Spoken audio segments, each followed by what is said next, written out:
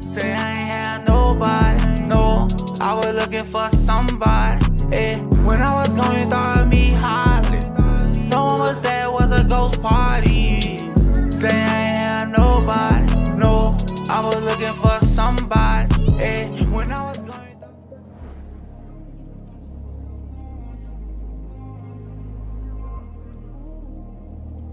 Thanks for taking the time to view this video. The Dog Pound set is a Black Disciple set that has been around since the 90s, maybe even earlier than that. This set isn't one of those Chief Keef BD sets. You heard what he said. Well, what you mean about the fake ass BDs, It's man? a lot of niggas who claim BD that there's so much fair shit going on, the real motherfuckers ain't gonna get away with it. But a lot of you niggas is not BD. We ain't see your ass in 06, 07, you know what I'm saying? A lot of you niggas ain't BD. A lot of you niggas, but Just I ain't gonna expose you, man. Your mama and them probably don't want you, you know what I'm saying? That's why you on the streets, man, trying to claim something that you know can take care of your ass. Their territory go to 72nd to 74th Street Green to Halsted, but their main block is 72nd and Green. The origin of the name Dog Pound has several different stories. One of the origin stories is that the set was known for having a lot of sex with females and were known not to wear condoms, also known as raw dogging. The name come from literally fucking more than the average when it comes to the female. You know what I'm saying? That's what Dog Pound come from, man. Our older guys was banging hoes. So now we gonna live the legacy. You know what I'm saying? We gonna fuck a lot of hoes. You know what I'm saying? Whether we got a main bitch or no bitch, we fucking females all day, every day. That's what the name Dog Pound come from, man. If motherfuckers didn't know that, man.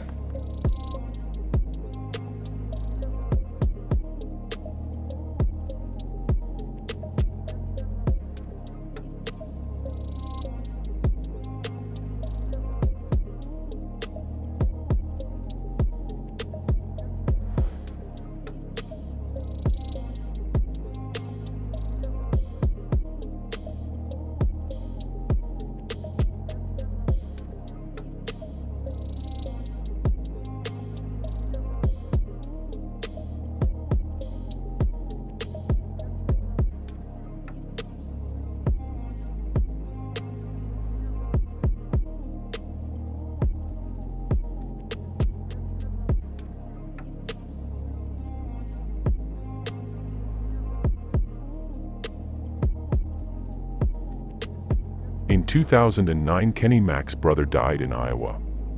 In 2012, Laffy, an older BD, was killed by Brick Squad. On August 11, 2014, Dearies was on 71st and Green. Shortly before 7 p.m., when it was still light out, he was sitting on a stoop in front of the apartment building when a black van with a gray stripe on the bottom pulled up.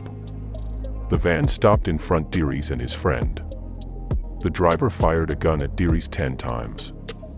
After the shots stopped, Dearies' friend went back to the front of the building and saw that Dearies had been injured.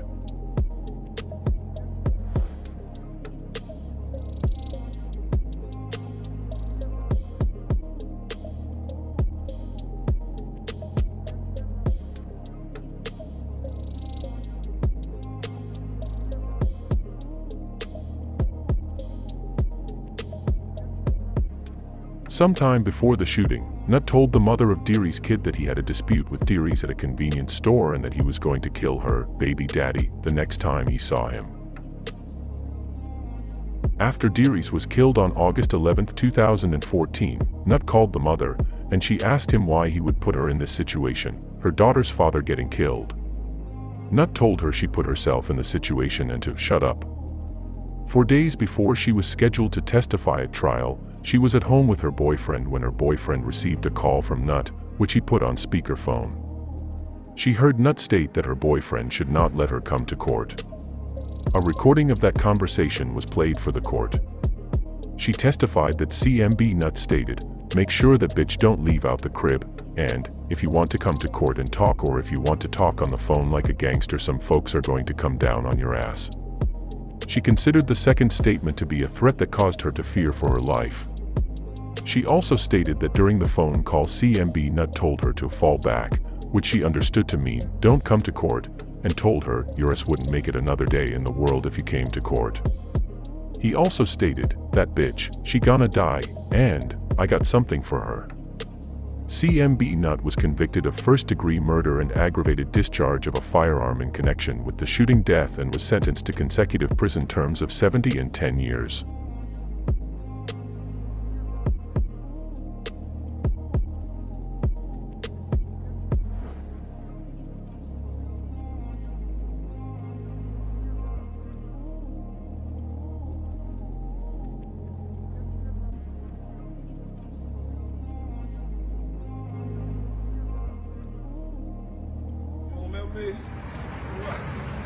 What you is though? Huh? You don't remember me? Yeah.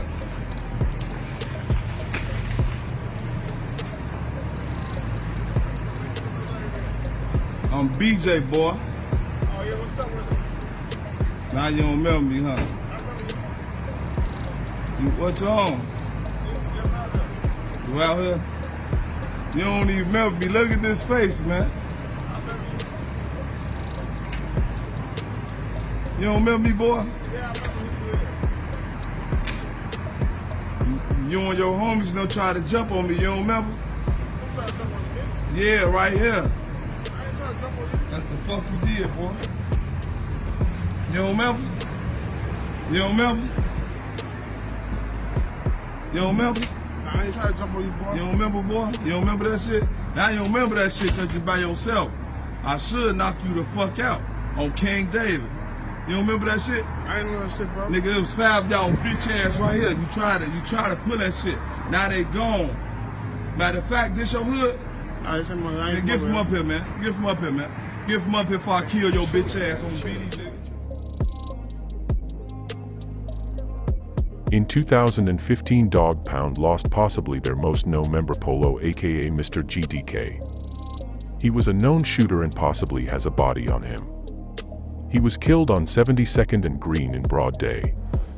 The killer walked up and shot him, and while he was on the ground, the killer shot him in the chest and neck.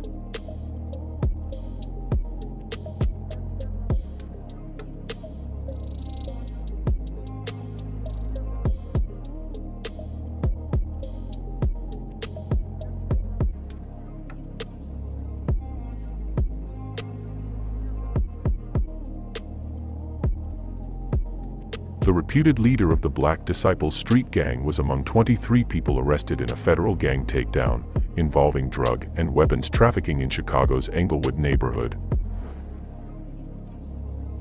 The leader of this ring was named Murder. He was charged with distribution of fentanyl-laced heroin to a cooperating individual. Murder is described in the charges as the current leader of the Black Disciples. Also charged was Clarence January, who allegedly leads the Dog Pound faction, and Charles Knight, an alleged high-ranking member of the Gangster Disciples accused of supplying narcotics to Murder's crew. Murder's arrest came a little more than a year after his release from federal prison on a separate narcotics conspiracy conviction.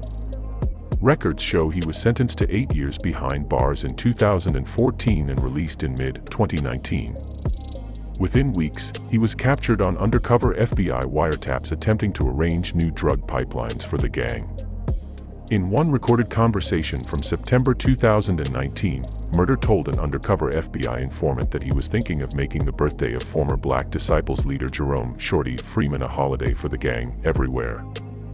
Murder told the informant that David Barksdale, who founded the original Black Disciples Nation along with Larry Hoover, is still the King of Kings, but Murder had more of a connection with Freeman.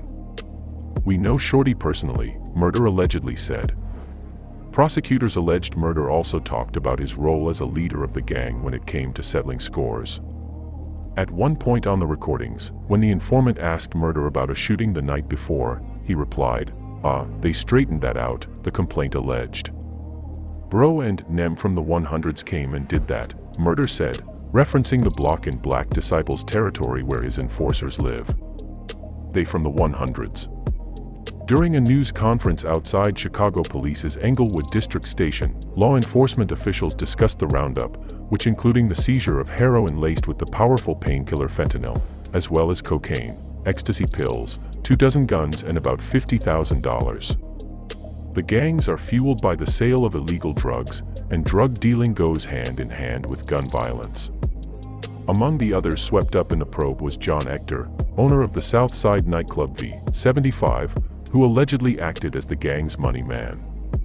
He was charged with bank fraud. Also arrested was Shango Collier, part owner of the popular chicken restaurant Wings Around the World on West 61st. Collier was charged with dealing fentanyl and other narcotics. The 2-year investigation also resulted in several alleged gang members charged with unlawfully trafficking handguns. Several other previously convicted felons have been charged with unlawfully possessing firearms, including rifles and a shotgun furnished to members of the Black Disciples. 15 members got federal drug offenses. 8 members were charged with federal firearm offenses. I think BJ from Dog Pound got caught up in the raids. Only one person in the raid was under 30.